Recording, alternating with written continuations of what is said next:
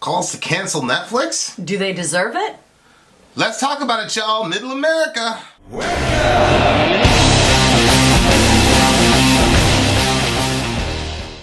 Well, unless you've been living on under a rock for the last 3 or 4 days, the main issue in the world is not how many people are dying from coronavirus or our relationship with people all over the world, the economy, the election. The main issue is an hour and 36-minute TV show, movie.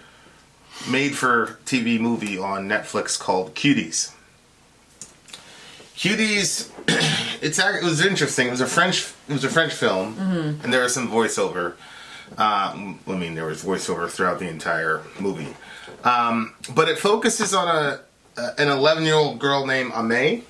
Is that her name? Yeah, it was hard to hear, kind of understand what they were saying. I think it sounded like Aimee to me. And so she lives with her younger brother, and then there's a baby, and then there's her mom. Her dad is Senegalese. He's in Senegal. He's going to come into play eventually. He's going to have a prominent role. And it's a very interesting role, actually. And one of the first scenes that really kind of kicks off the movie thematically, I think, was the first time they were in the mosque. So you've got, because they're Islamic, right? So this family is an Islamic family. The little brother's name is Ishmael, which is obviously, the biblical Ishmael. And so they're a Muslim family. And so the lead sort of female sheikh, and her name is basically Auntie throughout the whole movie, is running the mosque, leading the women. And so it starts off quoting a few hadith from from Islamic history, which is just factual and uncontested, where she said that hell was found within the body of an indecent woman. And so she said, listen, most of the inhabitants of hell are women. This is a direct quote from Sahih al-Bukhari, basically the most reliable body of Islamic traditions from the Prophet Muhammad, sallallahu alaihi wasallam. So he did say that. He did say that women were deficient in intelligence and religion, and that most of the dwellers of the fire were women. And look, everybody knows, if you know me, you know that I have a deep affinity for Islam and love for Islam and Muhammad. But I'm not going to lie either. Those are facts. Women are generally blamed in practice in Middle Eastern countries for men's lust issues. And so, hence the hijab and things like that. So doesn't sound very different from Christianity. Right. Doesn't sound different from not the Bible, but Christianity. Correct. Because Jesus placed the onus completely on the man. Right. If you look at a woman with lust in your heart, you never see Jesus saying, and you can't wear that short dress, lady. Not once you hear Jesus saying that, but he holds men accountable to control themselves. And there is some of that too in Islam, but there's a lot of pressure placed on women to not be a stumbling block to men and cause them to sin, and hence that's why most of the dwellers of the fire are women. That's a fact. Not that most of the dwellers in the fire are women. It's a fact that Muhammad did say that in their most authentic corpus of tradition. But if you miss the Islamic element of this movie, I think you're actually missing a massive part that has you're missing the massive sort of crux of the film that provides explanatory power for why this girl kind of spins out the way that she does. Absolutely. But because there is so much turmoil about a handful of the scenes, you really don't understand what's really happening, and everybody's just watching it to basically, the irony of this whole thing is the people that have turned this into a big child porn thing have done two things. One, it has increased the viewership of the film, obviously. We wouldn't have watched it if it wasn't for all the craziness. And two, it has alerted people who would get off on that type of thing to watch it. who otherwise wouldn't have. So all the focus on the, oh my God, this is child pornography, actually misses out on one of the main messages. Now, I had a friend say this was a coming of age story. You know, coming of age is kind of where you leave your childhood behind and all this. Yeah. I don't really think it was a coming of age story, actually. Yeah. Because the final scene of the movie does not end with this young girl going off into womanhood and then leaving her childhood behind. It actually ends with her finding her childhood again. So it was actually the reverse of a coming of age story. But that's interesting. But you're right. Yeah, but you know, all the hullabaloo and craziness about the film makes you miss out on some very important themes. Oh my gosh, there was a lot of important themes. One of the major themes was the absence of parental guidance. So there's a particular scene in the movie where the girls break into like a laser tag thing, and it's really interesting. They're always juxtaposing these childlike events with the kids trying to be adults. I don't know if you caught that. Yeah, I did. But what did they do right before they went to the laser tag thing? Weren't they dancing or something like that, or trying out for the dance? No, was it? I thought that was right after that scene happened with the girl, and they had that fight at the school. Is that? No, that was before. That was before. But there's a purposeful juxtaposition between the girls doing adult things and then doing childlike things. So in one scene, they're running into the laser tag thing like you would find a bunch of 11-year-olds, and they all simulate shooting each other and they all kill each other. And I commented like, oh, that's not a problem. Right? Like, there are scenes where the girls are simulating sexual behavior, but here they are, simulating killing each other, and that doesn't even hit anybody's radar. And right now, people are going, come on, Vin, who cares? And it's like, this shows you the mindset of people. Like, oh, it's okay that they all killed each other. But anyway, so this guy gets them, and he goes, where are your parents? And the girl jokingly says, we're orphans. And in the movie, it's taken as a joke, but from a meta perspective, you're supposed to interpret that as one of the main themes of the movie. Yeah. Parents are completely absent here. This girl's dad never appears. The main character's father never appears on scene, ever. Nope. He's a massively important, and I would say probably the most important character in the movie. None of the dads show up. Yeah, he's, in my opinion, the most important character in the movie, and he's the one that actually moves everything. But none of the dads show up. Yep. And the moms are there, but the moms are there basically dealing with their own issues, and they're basically in and out, and they definitely have no, engagement in their kids' life. This girl steals a cell phone. The mom has no idea. I mean, this girl's walking around with a cell phone, putting stuff on Instagram, whole 9 yards, right under her mother's. Her mom has no idea, and we're gonna see why the mom has no idea in a second. So, parental absence was a major, major theme of the movie. When that girl said we're orphans, that was a double entendre. Yeah. So here's the crux of the movie, in my opinion. So Ame goes to school and she runs into this dance troupe, these kids, and they're dancing and all the rest of it. And they're 11 years old. One of them looks exactly like a mini Alexandra Ocasio-Cortez. It was crazy. Her best friend.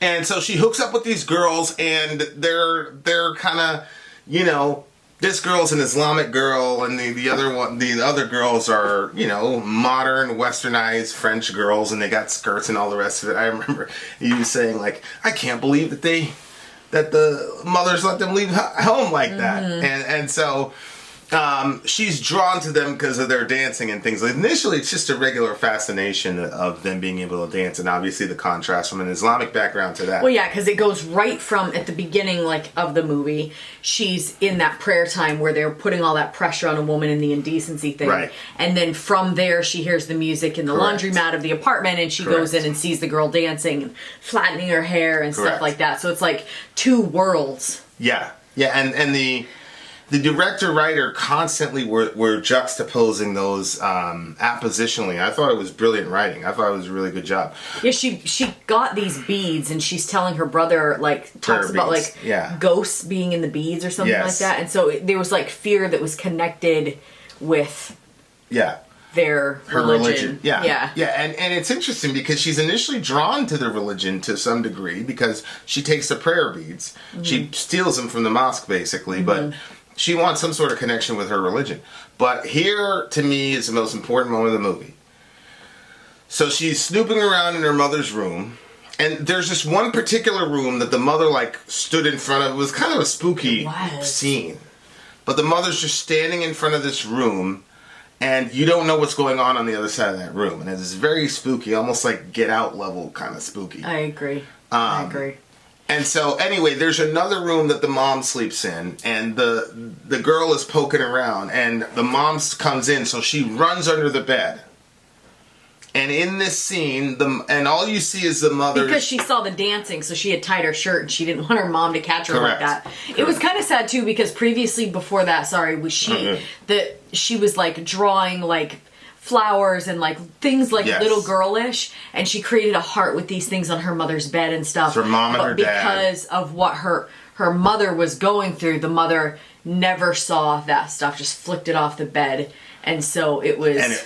it was a family... picture. It was the mom, the dad, her, the little brother, and the baby, and the mother never so the mother sits. So the girl is under the bed, and all you see is the mother's sandaled feet, and she gets on the phone and she says, actually, there was the female leader of the mosque was in the room too, right? Yeah. And she says, "My husband has found another wife in Senegal. He has moved our beds together, and he's gonna come up and marry this girl, and I'm going to the wedding." Now, in Islam, you can have up to 4 wives. So, homegirl is listening to this, and she's under the bed, and she's like, "Oh my God!" You could tell she's disturbed by this. She's just shocked though initially.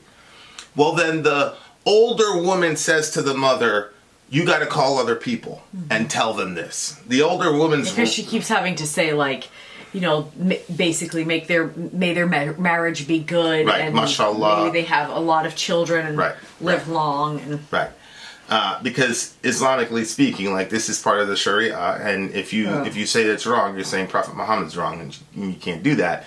And so the older lady tells her, start calling people and announcing it. Don't let people find out that way, because then it's going to look like something's bad. Mm-hmm. And she basically said, like, I can't do that. And she basically says, well, you have to. Mm-hmm. And she leaves. So then she starts calling people up and saying, "MashaAllah, my husband has a new wife. You know, may Allah bless them. May Allah give her the fruit of the womb, blah, blah, blah."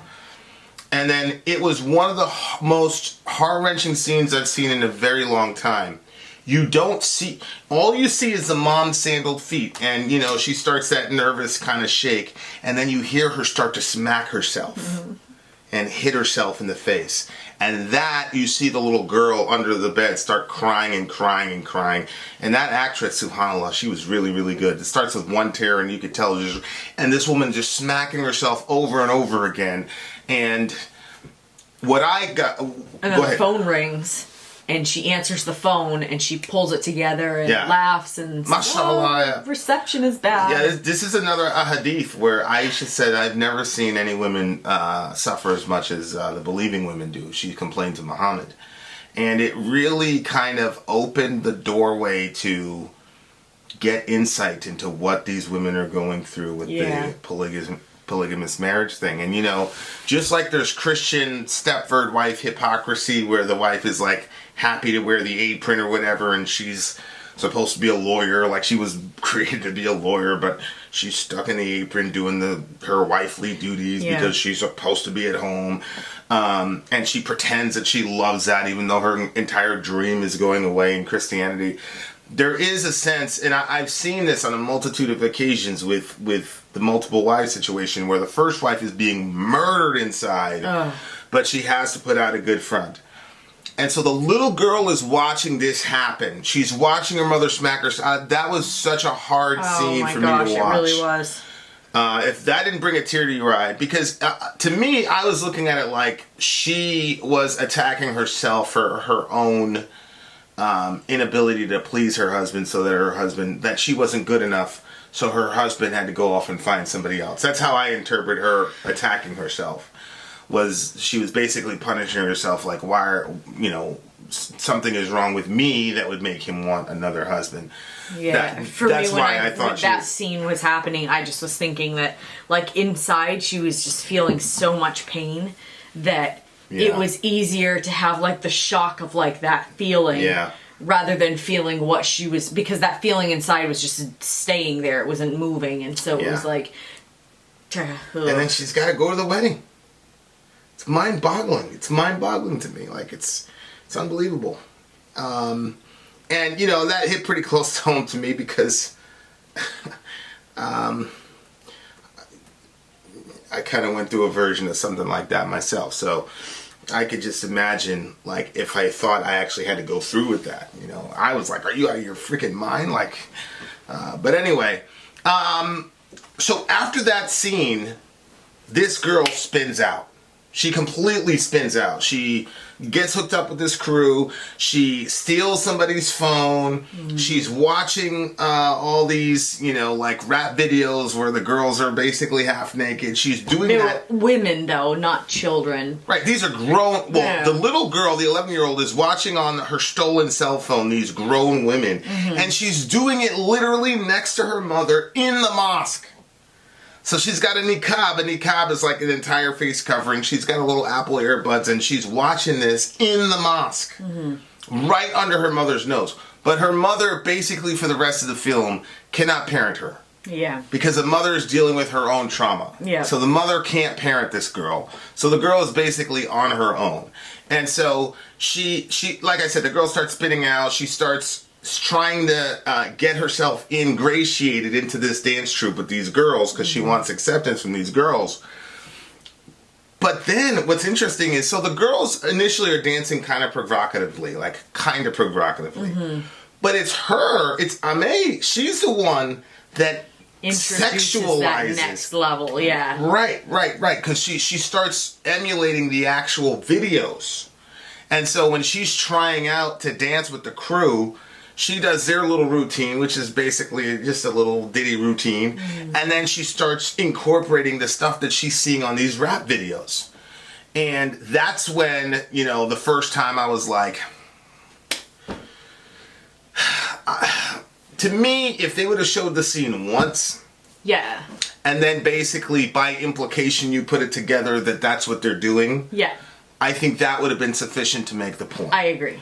But there was a couple, quite frankly, the girl's dry humping the ground at one point, definitely problematic. Yeah. And the thing for me that bugged me, I was like, there's a cameraman doing this. You know what I'm saying? Like in real life, there's some cameraman like focusing on this. And there were close-ups of the girls, But here's the thing for me. Here's the thing. None of these girls were developed. So like, there's a lot of times when I've got a family member who at 12 and 13 had a woman's body. Mm. You, when you were, 12 and 13, kind of had a woman's body, kind of. These girls do not have women's bodies. They have children's bodies. Still. Yeah. And, there's one point where, she gets made fun of for it. Like, oh, my God, you have a, you're flat. You're flat. Can't tell your front from your back. Yeah. And so the girl has, Yeah, but I think that's what people's point is not that they look like women and they're dancing around like that, but that it's children dancing like that. And so when you have somebody who has, pedophile inclinations, and they're watching it, when we're watching it, I'm like, oh gosh, if the girls, got into that and started posting themselves online, I wouldn't want that for them. But it wasn't like we were like, oh my goodness, like, you know what I'm saying? Like, yeah, no, I completely agree with that. Honestly, as a father, I just wanted to say, just cover up. Like, what are you doing? Like, I'm having a hard time with the whole, oh my God, and I'm like, I would say cover up. What are you doing? You can't go outside like that. But that was my inclination watching those girls. Like, there's nothing like provocative about it. It was like 11-year-old girls trying to be provocative, but being 11 years old. Yeah, I hear what you're saying, but that's because you don't have a mind like that. Like, I agree with you, but I think that somebody who has that sort of mind for children, seeing something like that... Yeah, okay. No. They're not thinking, oh, these girls should put some clothes on. They're thinking they should take some off, probably. I don't know. I don't know what's in the mind. You know, I'm just saying that it's definitely something that I thought that some of the angles and some of the shots were too much. Yeah. Yeah, I think you're probably right about that. And I think, you know, the scene at the laser park thing was really interesting because so these girls break into the thing and they're playing laser tag or whatever, and then they get caught and the guy's like, give me your parents' number, what are your parents' number? And the girl goes, we have no parents, this is a guy in his 30s. And then another guy comes in, he's like 45 years old, unkempt guy, whatever. He goes, what's going on here? And the guy goes, these girls broke in and I'm going to need their number. I'm going to get their parents' phone number. But the girls were saying, he was trying to cop a feel for Yeah, they're like, he's a pervert, blah, blah, blah. And the older guy, so you think the older guy is going to check this guy, go, what the hell? What are you doing with these girls? The guy wasn't doing anything to the girls. He was just being a regular adult saying, you guys are going to be in trouble. Mm-hmm. Well... the girls see that they're in trouble with both of these guys now. So, one of them starts dancing. I think it's Ame. She starts dancing, starts doing the provocative stuff. And the older guy stops talking and starts checking out this girl. Yeah. And the younger guy, the 30-year-old, is looking at his partner. And he basically tells the girls, I don't want your number anymore. Get out of here. Mm-hmm. And then he looks at the guy and says, are you serious right now? Yeah. And so... I thought that was a very good scene because there are men who are like that. We live in the child molesting capital of the world. And it was a really interesting juxtaposition because on the one hand, you had a regular person trying to be an adult saying, what are your parents' numbers? But the whole point of that scene was there is no parental guidance. That was the point of that scene, and that was his role, was that there was no parental guidance. And so then, when that point gets made, then enter the older guy who starts trying to devour her, you know, with his eyes, and he did. And the point of that was, these are the situations these girls end up, they're thrown to the wolves because they've essentially been orphaned for whatever reason. Mm-hmm. But she learns from that situation to use her body to get out of certain situations. And then later on in the film, when the guy that she stole the phone from catches her, like, she immediately starts going, I didn't know what she was doing at first. Like, I thought she was trying to show him, like, look, I'm not following all the rules here. But she was actually trying to use her body to get out of the situation. But he was not good with that at all. Yeah, he shoved her against the door and says, what the hell is wrong with you? Yeah. And, you know, he's disgusted with her and he shoves her to the door and he walks away. That's actually one of the themes of the movie, was that the girls were never shown a third way about how to handle their sexuality. Yeah. So it's either you're dressed head to toe in a hijab and all this, or you're a whore. Period. Yeah. The girl, the lead character gets called a whore pretty much by everybody. Her friends end up doing it. Her mother ends up doing it. The lady leader of the mosque ends up doing it. Some kid in school ends up doing it. She gets called a whore by everybody. And nobody is giving this girl any sort of third way about how to manage her sexuality. Yeah. They either call her a whore or tell her she's on her own. And I think that that's a lot of girls in the Western world. I think that that's the plight that they're in. I really do. Oh, absolutely. I really, really do. I think that there's a lot of disconnection, especially when it comes to social media and things like that, that parents have no clue what's going on with their kids. You know, we've got this, like, family plan now, and, you know, I'm not a big, like, I need to monitor everything, but the more and more I have it, and the more I'm like, yeah, this is important. Like, we need to be able to see what they're doing, where they're going. You know, we can limit what they see on their phones, and we can look at everything that they're doing. And we know exactly where they are. It's got GPS, and this is a pretty good program. Actually, we bought 2 programs that kind of, like, report into each other, so it's really good. But that was one of the main themes, is that these girls were not given a third way about their sexuality at all. It was just either that or you're a whore.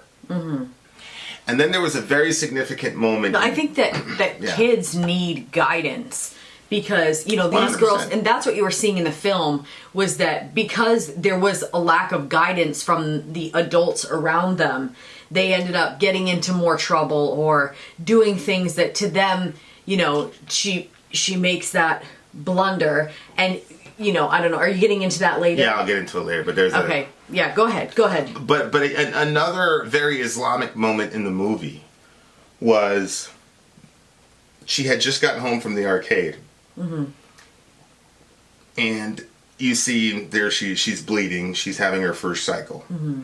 And the old sort of wise sage woman says, oh, okay, like I remember when this happened, like you'll be okay, blah, blah, blah. This is nothing, you know, I'll show you how to fix it or whatever. Take care of yourself or whatever.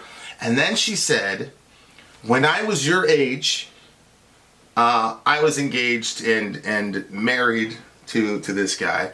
And she said, you know, when it came time for me to marry him, I was covered head to toe in white. And then at the wedding ceremony, the husband presented her to everybody. This is my pure, beautiful Islamic, you know, pure, unstained wife, unsullied wife. And then she said, and then I went and married him. Mm-hmm. Which is, and again, she says, when I was your age. So this happened to her when she was 11, 13 years old. And then she said, I wish the same destiny for you. Yeah. And that is another clue as to why this girl is doing what she's doing. She is hypersexualizing herself, and she is wearing as little clothes as possible because she wants no part of that life. Mm-hmm. Because she saw what it did to her mother. Mm-hmm. So at the halfway point in the movie, when the woman says, I wish this fate for you, that's when she ratcheted it up again. But I have to say this, and again, my Islamic friends, I'm very sorry, but her description, the old woman's description of what happened to her as an 11-year-old, is almost point for point how Aisha, the wife of Muhammad, describes that time. Aisha was married to Muhammad at 6 years old, and they consummated the relationship at 9. The wedding at 9 years old. That's a fact. And she describes being with her friends and then being taken away from her friends and dolled up by the older women. And the older women say, Allah bless you, good luck, blah, blah, blah, blah. And then she said she even talks about how her chest was going up, like she was very nervous. And then the Prophet at 53 consummated his relationship with her. I think he was 48 for. She was never able to have kids. She was never able to have kids. So, that is again another very salient moment in the movie, which if you don't understand what the woman is trying to do, this girl is only given two options. The Islamic, mm-hmm. And then it's kind of weird because it's like, okay, we just came back from laser tag where we're looking at this guy and judging him, rightly in my opinion, for looking at an 11-year-old girl mm-hmm. and sexualizing an 11-year-old girl. But then how is it okay? But it's okay to sexualize an 11-year-old girl if you marry her as one of your 4 wives?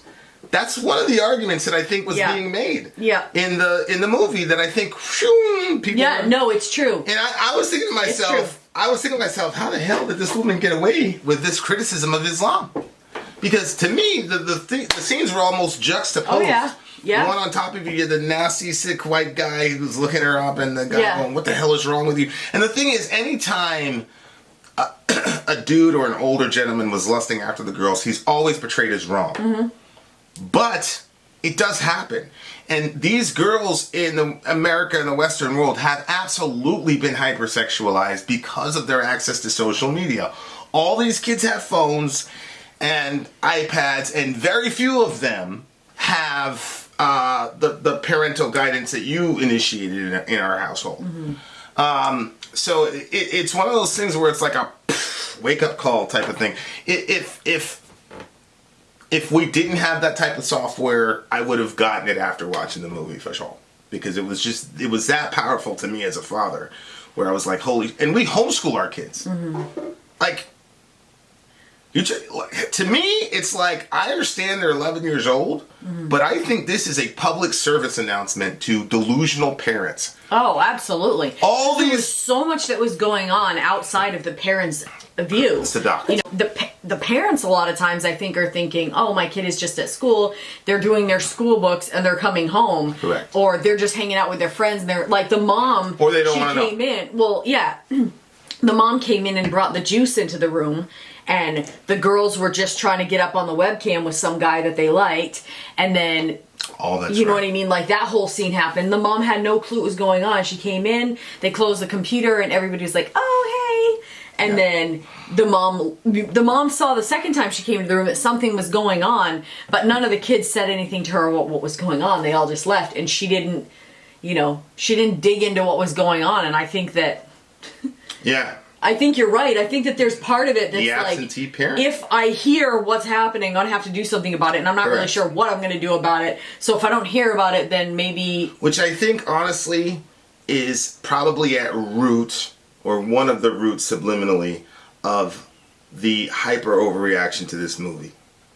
I think there's a lot of parents that don't want to believe that their 11, 12-year-old little girl is taking part in this type of nonsense. Mm-hmm. So I think part of the and again, I don't want to like completely whitewash the thing, because like I said, I didn't think it was necessary for them. But again, to me, I hear what you're saying. If a person's inclined to that, there's nothing sexual about what those kids were doing. It was 11-year-olds trying to act like adults. It's kind of like, to me, where I see like a little 6-year-old and he's walking around in daddy's shoes. Mm-hmm. It's like, this is a baby trying to walk around as an adult. Like, it looked to me just like a bunch of little kids trying to be like adults. Mm-hmm.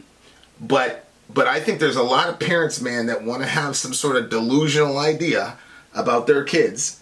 And I don't mean a puritanical idea, but I think they just want to believe certain things about their kids. And I think those kids are lying to those parents. And I think there's a subliminal contract being made. I agree. If I ask you a surface level question, give me a surface level answer. You can do your thing, I'll do my thing. The phone keeps you preoccupied. Mm-hmm. You're preoccupied at school when I send you off, and then you're preoccupied on your phone. And then I can, I've done my duty. And I think this movie puts it in your face like, no, this is probably happening with your daughter. Mm-hmm. And I think people don't like that. And the stuff that you see going on at the school itself, and I think that, like a lot of my friends, they went to school growing up, and now they're sending their kids to school. And I think that they remember the things that they saw that went on when they were going to school. 100%. And they want to believe that it's different for their kids, but we all know things are just kind of worse. Well, yeah, it's different in the sense that, if you and... Social media if you and Becky Sue were, at the steps doing some nonsense, it's just a rumor, and she's got deniability and, whatever. But... now, if you're on the staircase with Becky Sue, somebody is recording that shit, and now 5,000 people see it. Yep. And so these kids are in a completely different world than we are, and you have to be more involved with your kids than your parents had to be with you. Mm-hmm. Facts. And I think the movie indicates that in stark relief. Now, there's another scene to close out the whole marriage discussion. She said, I was clothed in white from my head to my toe, which kind of emphasizes this puritanical, a woman's value is based on how pure she keeps herself sexually, and then she's covered from head to toe like a good Islamic woman. And this girl had just had her first cycle. She's 11 years old.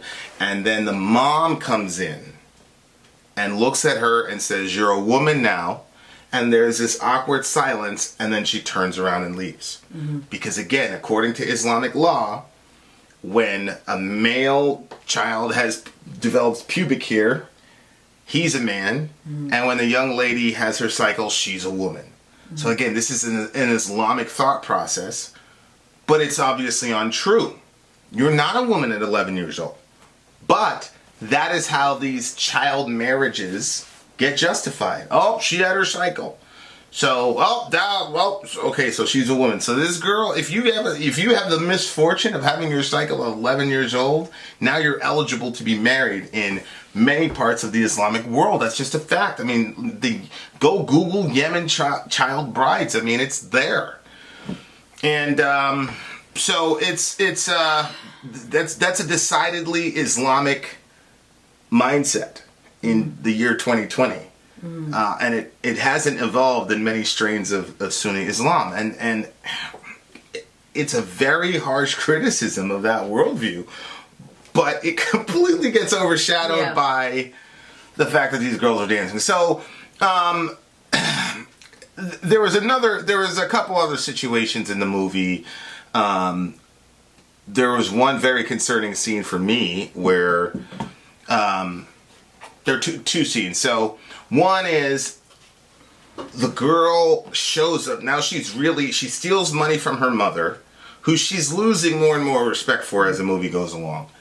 She steals money from her mother and buys everybody new clothes, and she buys herself a new outfit, and she looks stunning. She's in like these leather pants and da-da-da-da-da, and she's walking around like and she even looks older. Mm-hmm. She's walking around like a grown woman, and then some girl from another crew throws something at them, and the girl from the other crew is like 3 or 4 years older than them. Mm-hmm. So she rushes the girl, but the girl gets the best of her, and pulls down her pants and then shows her underwear, but her underwear has like Curious George or something on it. It's like, it just looks like childish, like, whatever.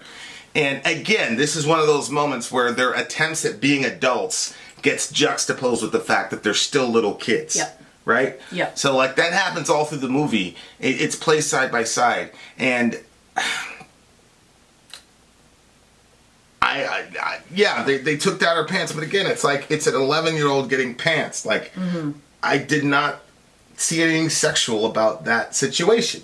That shit happens, and so anyway, then the girls call her up and go, everybody's making fun of us. They're saying we're little kids. And they don't want to bring those stupid underwear. They don't want to be little kids. They're preteens, and they're so childish. You know, one of them finds a condom, and she thinks it's a balloon, so she blows up the condom, and then they go, "Oh my God, that's a condom!" And then you're like, "Holy shit, these 11-year-olds know what a condom is!" And then they immediately say, "You now have AIDS because only people with AIDS have it." So, and then they put soap in her mouth and like soap, scrub and they her mouth, brush and they scrub her. And that's gonna fix. So again, like it's like these 11-year-olds know what condoms are, but they're so ignorant. Yeah, but not all of them knew what a condom was, because that girl. Correct. The girl's like, you can't. There was 2 of them that didn't know. Yeah. So the girls call her up and say, and she started crying. Yeah, because they were making fun of her. How am I supposed to know? Right. That happens if you watch the movie, you watch every time they try to do something adult, it immediately reminds you again that these are just 11-year-old girls. And then she goes. So the girls call her up and they say, everybody saw your Curious George panties or something like that. Everybody's saying that you're just a little girl. Yada yada yada. So she takes her solution to that problem is to go into the bathroom, take down her pants, and take a picture of her junk and put it up on Facebook or whatever.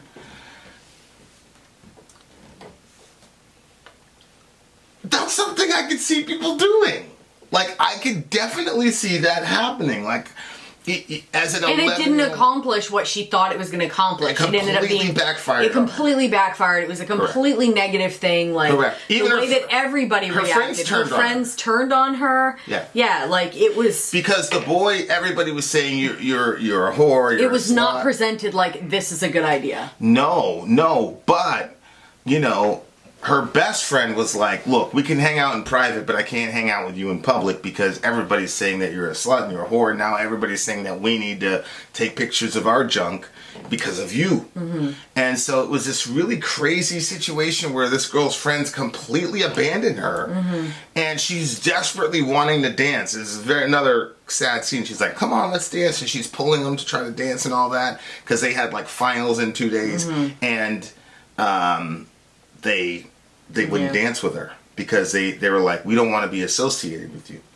And it's this very confusing conundrum where you just called me yesterday and said that my Curious George panties were too juvenile, but now I try to do something, and now you're turning your back on me. And so she's confused, and this is what young girls are dealing with, this crazy dichotomy with no middle. Either you're a complete prude and they make fun of you, oh, you're a prude, you don't put out, or you're a whore. And a lot of girls don't understand how to navigate that because there's no middle ground being presented. Yeah. And I'm sorry, but you have to have this conversation earlier and earlier. Because you have to assume that even if your kids don't have a cell phone, you can't keep them locked away in lock and key. I mean, our kids, you know, knew pretty early about sex and sexuality, and we talked to them about it. But you got to have those conversations as a parent, and you gotta make it so that this is an open door conversation. You have to give them a third way. Yeah. You have to, because if you don't, then these, especially with girls, because this is a conundrum that so many girls... Look, women in our culture still haven't figured this out. Women haven't figured this out yet, much less little girls. Yeah. So I thought that was a very poignant moment in the movie, and I thought that was something I wasn't expecting for her friends to turn on her. And then in the last couple scenes, she had replaced... So they replaced her with this overweight girl. The overweight girl was there initially. Yeah. And then she got kind of... kicked out. And so the overweight girl gets put back because they kicked Ame out because she's now a whore or whatever. And this is... So the day of the recital, There's so many things on that day. So the girl is walking and there's this little waterway. Ame stays behind before that girl gets back in with the crew, she's in the bathroom practicing bulimia. Correct. To be part of that crew. Yeah, you see her vomiting. Because she's overweight. She's just a little kid. You hear her vomiting, yeah. Yeah. But the other girls are it's showing all the things that the girls are doing to fit into this crew. With no... Right. Right. Because all the other girls are pencil thin. Mm-hmm. You know, they're just skinny 11-year-old girls who, again, have not developed any sort of adult body. And yeah, she's puking in the... And again, this was one of the things that pissed me off about all the criticism. It's like, oh, they've done a couple dance moves that's simulating sex scenes. Terrible. But this girl is anorexic and bulimic. That's okay. People die because of that. Yeah, and the messaging that I thought that the movie gave on stuff like that was, when you do things to fit in or to follow a crowd, it ends up hurting you in the end, because it was never good for any of them. Yeah, it's interesting. The film actually functions as the parent that the film leaves out. I agree. Right? And that's why I said to you, this is one of the most well-written movies I've ever seen in a very, very long time. Because it's basically, the film is saying...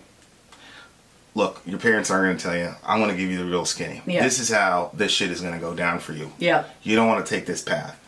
So, anyway, so she's supposed to be getting ready to go to the wedding. Right. But instead, she gets ready and she's to go. got this blue dress. She's got this blue dress, and the mother, puts it on her and says, oh, this fits you very nicely, da-da-da. It doesn't fit her at all. It's not her style, right? That's not what she's about.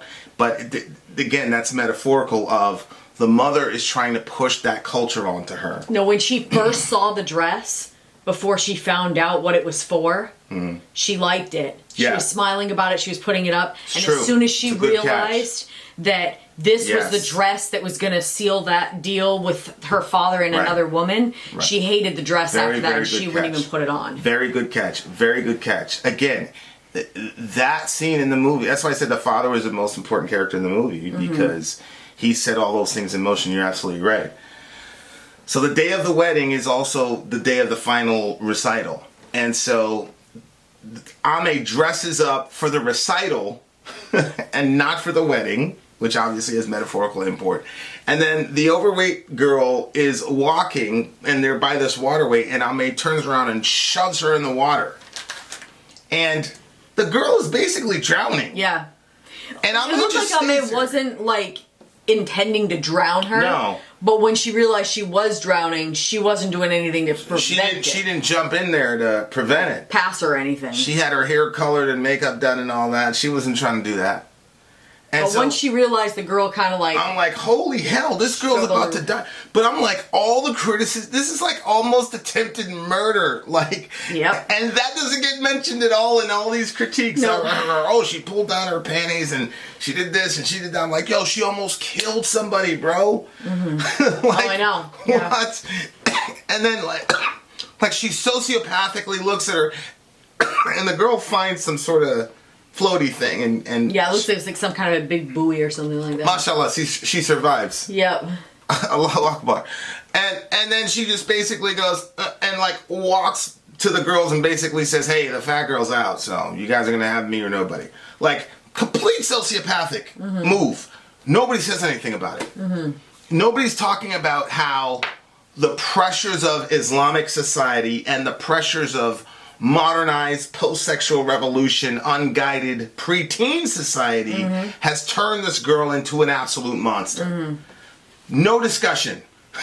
None at all. Because we want to focus on 2 and 3 scenes out of an hour and a half movie. Oh, before that, the mother called somebody over to like pray over her and see if she had some sort of a demon such or something. Such a good catch, yeah. So they call an exorcist. In Islamic theology, if you have jinn are basically demons that can inhabit you, and then you have an exorcist just like normal. And so the guy basically goes to the girl, and this was actually one of the only kind of moments of actual guidance that we received in the movie. The guy, and this is actually a turning point from the mom. The guy goes, the Islamic guy, he's an older gentleman, he goes up to the girl, he says the opening prayers to, I think it's Surah Al-Fatiha or something. I don't know if that's Fatiha or whatever, but I'm pretty sure it's one of those. And he does this little thingy, and then he leaves her, he goes to the mom, and he says, listen, Allah does not put burdens on women that are too heavy for them to carry. So you have the right to get out of this marriage. And he goes, as for this one, be assured, there are no demons here. And he said, I'm not taking your money either. Keep your money. And basically the point was, he was saying, we don't need a supernatural explanation for why your daughter's acting out. You're in a horrible situation. She's in a horrible situation. And you need to get out of that situation. Now, technically speaking, whether she had the rights to demand a divorce, I need to see that hadith, because she doesn't. As far as what I've read, I'm no expert in Islam, but I'm a student of Islam. She doesn't have any grounds for divorce. According to Islam. Yeah, like him taking on another wife is not grounds for divorce.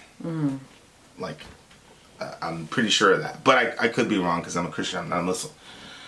So then they get to the moment of the dance. And the girls start dancing. And initially, this is the finals now. Initially, people are like, yeah. And then they switch to the hypersexual stuff. And it pans out to the audience, and you can see the disapproval in the adults. Everybody disapproves. Mostly the women. The women disapprove, yeah.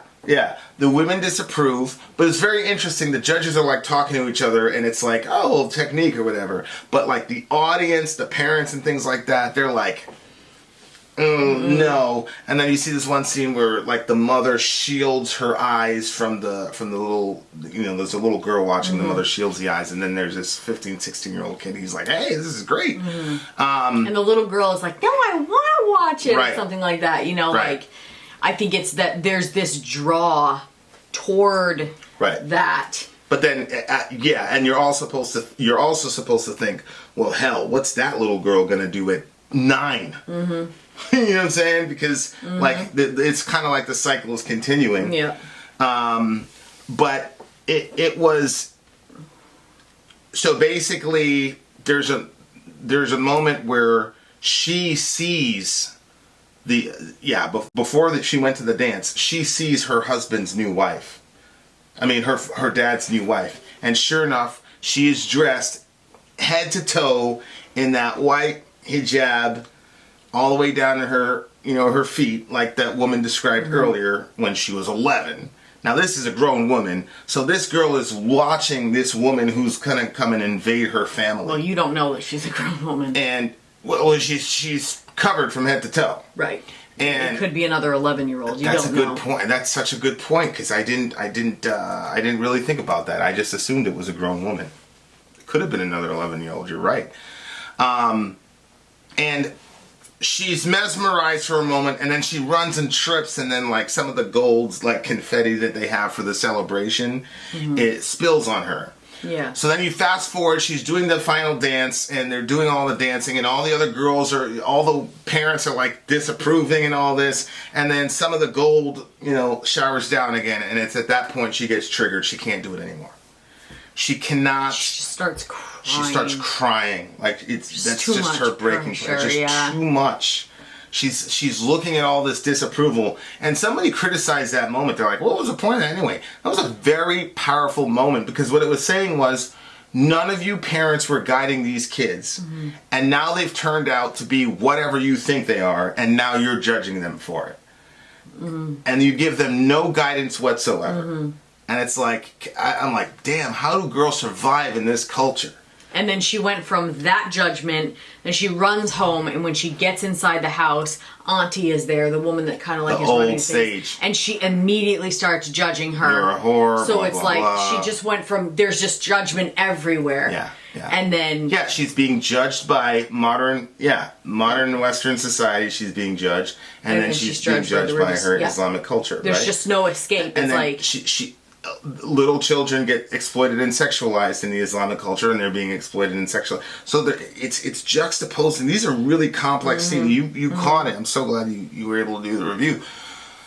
But and so the old sage starts going after her, and then the mother finally intervenes and says, "Leave my daughter alone." And she says, the old sage says, and she says, "Leave my daughter alone." And she did it 3 times. And then she brings her into the back room, and she looks at her daughter, and she says, she gives her a hug. You're going to be okay. And then she looks at her daughter and says, "You don't have to come to the wedding if you don't want to.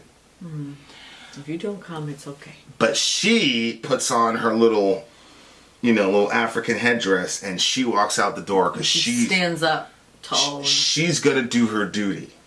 But she tells her daughter, "You don't have to be part of this world." The daughter cannot be part of the video vixen world, because that's not who she was. She was just doing it as acting out. And then the very last scene is the girl, Amai. I'm not pronouncing that properly, but it was a really poignant scene, because she's not wearing the skimpy dance clothes, but she's also not wearing the dress. You see them both laying on the bed. Yeah. And it's like she's in neither one. Yeah, she wears like basically a little sweater and some jeans, and she goes and does double dutch. The jump rope thing, and it shows her just jumping and smiling and happy. Right before that scene, she's coming down the stairs, and like the wedding I think is going on down there, and everybody's dancing and stuff. And so you kind of saw both worlds, the dancing of the girls on the stage, and then the dancing in there, and it was like both of them just had I made the comment that, okay, so it's bad for these 11-year-olds to be dancing in this provocative manner. I agree. But then I was like, but this is appropriate. Everybody's well dressed, but you're dancing and celebrating this dude bringing this other woman into his first wife's bed. Like, you're celebrating that. Like, that's not offensive. Like, people were missing it because they were making such a giant deal about, oh, look. It's like the whole thing was corrupt. And so... and it was fake, because like obviously anybody else who had to have a marriage like that had to make the same phone calls. Correct. And so everybody knows what everybody else is doing, that nobody likes it, but they're all going along with it. Even Muhammad's wives didn't like it. Aisha hated it. And she wasn't even the first wife. They all hated it. It's a very painful thing to go through. For these women. So yeah, there's this dancing happening, everybody's supposedly smiling, and I'm like, that dance, even though those women were all perfectly respectively clothed or whatever, I thought that was more offensive, because I'm like, how many thousands of women have been like completely destroyed psychologically because of that bullshit? So the movie ends with her, and by the way, when I talked about the spooky scene where the mother was just standing in front of a certain room, the room that she was standing in front of was the room that she shared with her husband before he left to Senegal, and now she's got this giant sized bed in the room because you presume that they combined the beds because he's got this extra wife. So anyway, the movie ends with the little girl doing the jump rope, and she's in jeans and a cardigan, and then you just see her smiling, looking like a child, and it ends. That's why I said this is not a coming of age movie. This is a realization of age movie. This is her realizing I'm still a kid. What do kids do? They play double dutch and all around. I'm just gonna be a kid. I'm not gonna try to grow up too fast. Because she looks at her mother's life and things like that. There are way too many exigencies to adulthood for me. She's like, why rush it? And I just thought that was brilliant. I think that there was something that we missed as far as the prayer beads go, because she talked about ghosts with it. Yeah. And then when she sees that girl that is going to marry her father, I mean, she's covered up like a ghost. Yes. So I think that there was like some kind of connection between that that we missed, because I couldn't really hear her very good when she was talking about the ghosts. And the little boy says later on in the film, are you going to tell the ghosts, or are the ghosts going to be angry, or something like that. So I don't know. I think there was something there, but... Yeah. This is one of those movies where if you watch it again, you'll pick up other themes. But the hypocrisy of the American public is mind-boggling to me. So let me get this straight. This is a horrible, terrible movie. We need to boycott Netflix. But we've got shows like Toddlers and Tiaras. Babe, look at this. Look at this. Oh, yeah, I saw that one. Toddlers and Tiaras. Here's this little 4-year-old, 5-year-old girl. In a Dolly Parton costume. And she's fixing her junk. Yeah, I thought that was a little much. And there's the mother pimping out her daughter. And look at that. Yeah. Look at that. Like, it's like, are you kidding me? Like John Benet Ramsey, I'm not going to talk about that situation. Like, TLC has been running this show since freaking 2009. It's still going on? Yeah, it's still going on. Look at this. Look at that. Like, these are like 5 and 6-year-old girls, and this is TLC. Yeah. Like, yeah. You're gonna tell me? I get it. If you are, to me, those girls look like 6-year-olds, you know, in their mommy and daddy's clothes and playing dress up.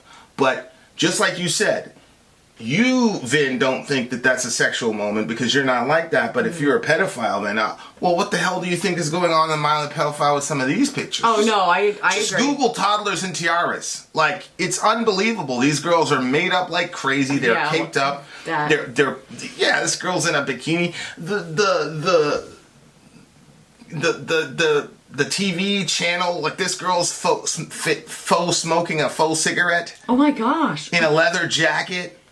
And their parents are doing this. Their parents are like pimping them out. Like in this movie, the parents were absent, but in this reality show, the parents are actually proactively behind this bullshit. Yeah. But I'm supposed to cancel Netflix because they gave us a very raw and realistic view of what these 11-year-old girls are going through. I'm gonna tell you something right now. We're gonna watch this with our girls. We're going to move to another neighborhood, and we're definitely going to watch this with our girls. I think it's an important message. It's got to be watched. It's definitely something that kids are dealing with. And like I said, like... Particularly girls. Yeah, when she went to visit her friends at their place, and then the videos that they were showing each other... Yeah. It was like, okay. Yeah, you gotta... just because you have the restrictions on your phone so you can see what your kids are watching doesn't mean that they're not watching it on somebody else's phone, because there's plenty of parents that don't. There's an application called Circle. I highly suggest you get it. Can't tell everybody to do My Verizon because not everybody uses Verizon. But anyway, I thought it was a really good story. I thought it was a great... Yeah. It was a very complex story that was making a lot of points at the same time, and I thought it was really well done.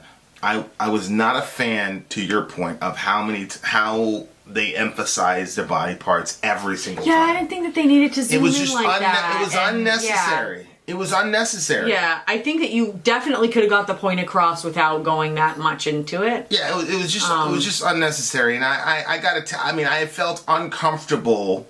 I'm like, there's probably a cameraman that was doing this, and it's like, I don't think the cameraman's a nasty dude either. It's just uncomfortable. Like, I didn't think it was necessary, but I thought. I didn't think about the cameraman. I just thought of all the people that, because everybody's making such a giant deal out of it. Yeah. That I think that every person in that situation is. Yeah. Looking it up. I don't know. I'm sorry. I recommend the movie for anyone parent that has daughters. I really do. And I think if you have teen or preteen daughters, that they need to watch it with you. Yeah. I really do. Not having the boys watching it, but the girls, we're definitely going to have a girls' night, and you know, and I want to be there because I want to explain to them how boys operate.